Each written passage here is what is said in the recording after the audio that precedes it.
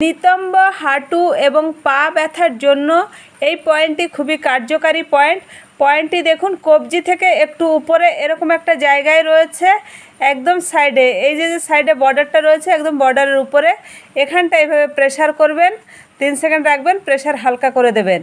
এইভাবে 1 থেকে 2 minute 3 minute পর্যন্ত প্রেসার করবেন। একই রকমভাবে আমাদের পায়েও রয়েছে, দেখুন পায়ে দেখুন একদম পায়ের এই গোড়ালি থেকে একটুখানি এইভাবে সাইডে এরকম একটা জায়গায় দু পায়ে এবং দু হাতেই রয়েছে, একই রকমভাবে এভাবে প্রেসার করবেন এবং ছেড়ে দেবেন। এতে দেখবেন আপনার হাঁটুর ব্যথা, নিতম্বের ব্যথা এবং পায়ের ব্যথায় অনেক আরাম পাবেন।